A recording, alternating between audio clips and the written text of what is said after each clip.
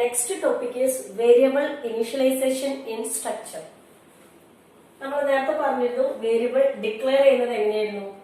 Structure space structure tag space variable name, എത്ര variables ഉണ്ടോ അത്ര ഡിക്ലെയർ ചെയ്യുക, then terminated with a semicolon. ഇപ്പൊ നമ്മൾ നേരത്തെ ഒരു സ്ട്രക്ചർ ഡിഫൈൻ ചെയ്തിരുന്നു, ഡേറ്റ് എന്നുള്ള സ്ട്രക്ചർ. അതിങ്ങനെയായിരുന്നു: structure space date, curly braces open, int dd semicolon char of pen semicolon, then int yy semicolon terminated with curly brace and semicolon. ഇങ്ങനെയായിരുന്നു നമ്മുടെ date എന്നുള്ള സ്ട്രക്ചർ ക്രിയേറ്റ് ചെയ്തത്. ഇനി ഇതിലേക്ക് എങ്ങനെ വേരിയബിൾസ് ഡിക്ലെയർ ചെയ്യാമെന്ന് നോക്കാം. നമ്മൾ ആദ്യം തന്നെ വേരിയബിൾ ഡിക്ലെയർ ചെയ്യുമ്പോൾ ഡേറ്റ്, ഇതിനൊരു വേരിയബിൾ ഒബ്ജക്റ്റ് ഞാൻ ക്രിയേറ്റ് ചെയ്യാണ്, ഡി. ഡേറ്റ് എന്നുള്ളൊരു സ്ട്രക്ചറിന്റെ വേരിയബിൾ ആണ് ഡി. ഇനി ഇതിലേക്ക് വേരിയബിൾസ് കൊടുക്കുന്നത് ഇങ്ങനെയാണ്: date d equal to curly braces open, then first one is dd. dd യുടെ ഡാറ്റ ടൈപ്പ് int ആയതുകൊണ്ട് compulsory we enter an integer value, that is here 10, comma, then next one is with the size 10 with the data type char. Characters must be included within double quotes. Here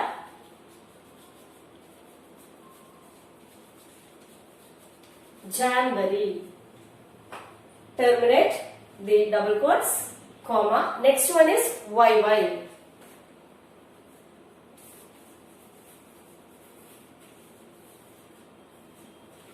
Semicolon. ഇങ്ങനെയാണ് നമ്മൾ ഒരു വേരിയബിളിനെ സ്ട്രക്ചറിൽ initialise ചെയ്യുക. ഏതാണോ variable അതിനൊരു object create ചെയ്യുക. Here I declare the D as the variable. Then date d equal to, first one is int 10 കൊടുത്തു, then ക്യാരക്ടർ ആണ് ജാനുവരി കൊടുത്തു. ജാനുവരി എന്നുള്ളത് എന്തുകൊണ്ടാണ് നമ്മൾ ഡബിൾ കോട്ട്സിൽ കൊടുത്തത്? അതിന്റെ ഡാറ്റ ടൈപ്പ് char ആയതുകൊണ്ട്. then we enter the yy with the data type int. ഇങ്ങനെയാണ് നമ്മൾ അപ്പൊ വേരിയബിൾസ് ഡാറ്റ സ്ട്രക്ചറിൽ നമ്മൾ ഇനിഷ്യലൈസ് ചെയ്യുക. അടുത്തൊരു ടോപ്പിക്കാണ് എങ്ങനെയാണ് ഈ സ്ട്രക്ചറിന്റെ വേരിയബിൾസ് നമ്മൾ ആക്സസ് ചെയ്യുക. മെയിൻ ഫംഗ്ഷനിലേക്ക് ആക്സസ് ചെയ്യണമെങ്കിൽ നമ്മളൊരു ഓപ്പറേറ്റർ യൂസ് ചെയ്യണം, that is dot operator.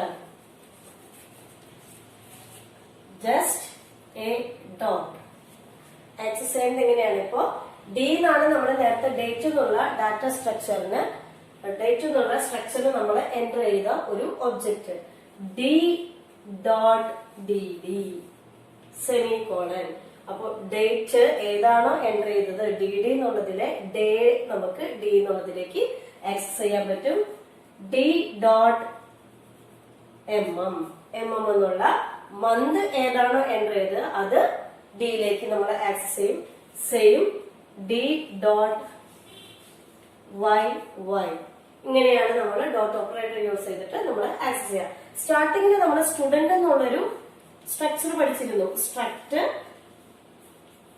Student curly braces open, int roll number semicolon char name of 15 semicolon float mark semicolon curly braces close it terminated with a semicolon. അതിൽ നമ്മൾ അപ്പോ നേരത്തെ നമ്മള് date എന്നുള്ള സ്ട്രക്ചറിൽ നിന്ന് വേരിയബിൾസ് സ്ട്രക്ചർ എലമെന്റ്സ് ആക്സസ് ചെയ്ത അതേപോലെ തന്നെ നമുക്ക് സ്റ്റുഡന്റ് എന്നുള്ള സ്ട്രക്ചറിലെ വേരിയബിൾസ് ആക്സസ് ചെയ്യും. അതെങ്ങനെ ചെയ്യപ്പോ ഞാൻ ആദ്യം സ്റ്റുഡന്റിന് ഒരു ഒബ്ജക്റ്റ് ക്രിയേറ്റ് ചെയ്ത്, ഞാനിവിടെ ഒബ്ജക്റ്റ് ക്രിയേറ്റ് ചെയ്യുന്നത് എസ് എന്നുള്ള ഒരു ഒബ്ജക്റ്റ് ആണത്. അപ്പൊ എങ്ങനെ ആക്സസ് ചെയ്യാൻ പറ്റും? By using the dot operator. S dot roll number semicolon.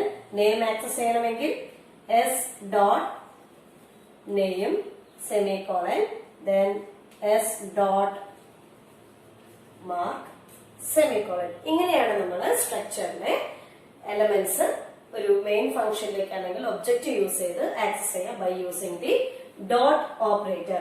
ഇനി നമ്മൾ ഒരു കാര്യം ശ്രദ്ധിക്കേണ്ടത്, നമ്മൾ സ്റ്റുഡന്റിന് ഒരു സ്ട്രക്ചറിൽ ഒബ്ജക്റ്റ് ക്രിയേറ്റ് ചെയ്യുമ്പോൾ ഇവിടെ എസ് എന്നുള്ള ഒരു ഒബ്ജക്റ്റ് ക്രിയേറ്റ് ചെയ്ത്, നേരത്തെ ഡേറ്റ് എന്നുള്ള സ്ട്രക്ചറിന് ഡി എന്നുള്ള ഒരു ഒബ്ജക്റ്റ് ക്രിയേറ്റ് ചെയ്ത്, ഇതെല്ലാം ക്രിയേറ്റ് ചെയ്യുമ്പോൾ നമ്മൾ കഴിഞ്ഞ വർഷം പഠിച്ച ഐഡന്റിഫയറിന്റെ എല്ലാ റൂൾസും ഫോളോ ചെയ്യണം.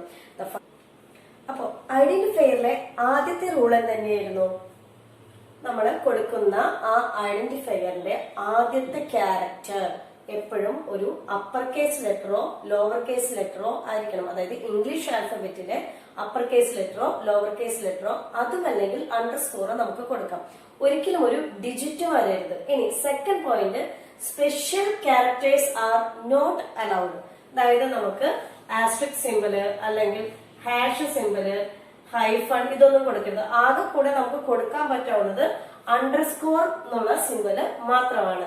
ഇനി മൂന്നാമത്തെ പോയിന്റ്, കീവേഡ്സ് ഒന്നും ഒരിക്കലും ഐഡന്റിഫയർ ആയത്. അതായത് student int, student char, student float, അങ്ങനെയൊന്നും ഒരിക്കലും വരരുത്. ഇനി ഒരിക്കലും നാലാമത്തെ പോയിന്റ് വരുന്നത്, blank spaces are not allowed. ഇവിടെ നമ്മൾ കൊടുക്കുന്നുണ്ട് roll number, roll space number ഒന്നും ഒരിക്കലും കൊടുക്കരുത്. അല്ലെങ്കിൽ ഇവിടെ നമ്മൾ സ്റ്റുഡന്റ് സ്പേസ് എന്തെങ്കിലും ഒരു അങ്ങനെ ഒരു ക്യാരക്ടർ ഒന്നും ഒരിക്കലും കൊടുക്കരുത്. And last point is upper case and lower case letters R treated as different. ഇവിടെ നോക്കൂ, നമ്മൾ ആദ്യം കൊടുത്തത് സ്മോൾ ഡി ആണ്. അത് ഒരിക്കലും capital D dot d D എന്ന് കൊടുത്തു കഴിഞ്ഞാൽ ഒരിക്കലും റീഡ് ചെയ്യില്ല. അത് എപ്പോഴും എങ്ങനെയാണോ ഡിക്ലെയർ ചെയ്തത് അങ്ങനെ തന്നെ കൊടുക്കണം. ഇവിടെ നമ്മൾ സ്മോൾ ഡി ആയിരുന്നു. അതുപോലെ ഇവിടെ സ്റ്റുഡന്റ് എസ്, ക്യാപിറ്റൽ എസ് ആണ് കൊടുത്തത്. അതേപോലെ ഇവിടെ എന്ത് വന്നു, capital S dot roll number. ഒരിക്കലും small S dot roll number ഇങ്ങനെ വരരുത്. ഇത് ഒരിക്കലും റീഡ് ചെയ്യില്ല. ഇവിടെ ക്യാപിറ്റൽ എസ് കൊടുത്തു കഴിഞ്ഞാൽ നമ്മൾ റീഡ് ചെയ്യുമ്പോഴും ക്യാപിറ്റൽ എസ് തന്നെ കൊടുക്കണം. അപ്പൊ ഇങ്ങനെയാണ്, ഇത്രയും കാര്യങ്ങളൊക്കെ ശ്രദ്ധിച്ചാലേ നമുക്ക് ഒരു സ്ട്രക്ചറിന്റെ എലമെന്റ് ആക്സസ് ചെയ്യാനായിട്ട് പറ്റുള്ളൂ by using the dot operator. Dear students, our next topic is nested structure. നമ്മൾ കഴിഞ്ഞ വർഷം നെസ്റ്റഡ് കൺട്രോൾ സ്റ്റേറ്റ്മെന്റ്സ് പഠിച്ചിട്ടുണ്ടായില്ല. നമ്മൾ നെസ്റ്റഡ് ലൂപ്സ്, ഫോർ ലൂപ്പും വൈൽ ലൂപ്പും എല്ലാം നമ്മൾ പഠിച്ചിട്ടുണ്ട്. അപ്പൊ നമ്മൾ പറഞ്ഞിരുന്നു nested means something inside that. Here nested structure means if a structure contains another structure. അതായത് ഒരു സ്ട്രക്ചർ ഡെഫിനിഷന്റെ ഉള്ളിൽ വേറൊരു സ്ട്രക്ചർ ഡെഫിനിഷൻ വന്നാൽ അതിനെയാണ് നമ്മൾ എന്ത് പറയാ, നെസ്റ്റഡ് സ്ട്രക്ചർ. നമുക്ക് രണ്ട് ടൈപ്പിലാണ് നെസ്റ്റഡ് സ്ട്രക്ചർ ഡിഫൈൻ ചെയ്യാനായിട്ട് പറ്റുക. അത് ഞാനിവിടെ സിന്റാക്സ് അല്ല, ഡയറക്റ്റ് ആയിട്ട് എക്സാമ്പിൾ ആണ് എഴുതിയിട്ടുള്ളത്. ആദ്യത്തെ എക്സാമ്പിൾ നമുക്ക് നോക്കാം. ഡേറ്റ് എന്നുള്ളൊരു സ്ട്രക്ചർ നമ്മൾ ആദ്യം ക്രിയേറ്റ് ചെയ്തു with the elements day, month, year. എല്ലാത്തിന്റെയും ഡാറ്റ ടൈപ്പ് ഇന്റ് ആണ്. അപ്പൊ നമ്മൾ ആദ്യം ഡേറ്റ് ഡിഫൈൻ ചെയ്യാണ്.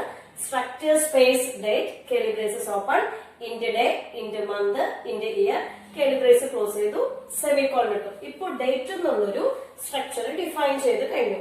അടുത്തത് സെയിം പ്രോഗ്രാമിൽ തന്നെ സ്റ്റുഡന്റ് എന്നുള്ളൊരു സ്ട്രക്ചർ നമ്മൾ ഡിഫൈൻ ചെയ്യണം. Structure space student, curly brace open, ആദ്യം നമ്മൾ അഡ്മിഷൻ നമ്പറിന്റെ ഡാറ്റ ടൈപ്പ് ഇന്റ് കൊടുത്തു. ദെൻ നെയിമിന്റെ ഡാറ്റ ടൈപ്പ് ക്യാർ കൊടുത്തു. ദെൻ ഡേറ്റ് എന്നുള്ളൊരു ഡാറ്റ ടൈപ്പ് നമ്മൾ ഇതുവരെ പഠിച്ചിട്ടില്ല. പക്ഷെ ഡേറ്റ് എന്നുള്ളത് എന്താണെന്ന് കമ്പൈലർ ചെക്ക് ചെയ്യുമ്പോൾ ഡേറ്റ് എന്നുള്ളത് പ്രോഗ്രാമിൽ ഒരു സ്ട്രക്ചർ ആയിട്ട് ഡിഫൈൻ ചെയ്തിട്ടുണ്ട്. ആ സ്ട്രക്ചറിന്റെ ഒരു ഒബ്ജക്റ്റ് ആയിട്ട് ഇവിടെ DOB, ഡേറ്റ് ഓഫ് ബർത്ത് ആണ് ഞാനിവിടെ കൊടുക്കുന്നത്, DOB കൊടുത്തു. ദെൻ സെയിം ഫ്ലോട്ട് മാർക്ക് കൊടുത്തു. അപ്പൊ ഇവിടെ പ്രോഗ്രാം നമ്മൾ ചെയ്തു വരുമ്പോൾ കമ്പൈലർ ഇത് രണ്ടും മനസ്സിലാക്കി കഴിഞ്ഞു, ഇന്റ് അഡ്മിഷൻ നമ്പറും ക്യാർ നെയിമും.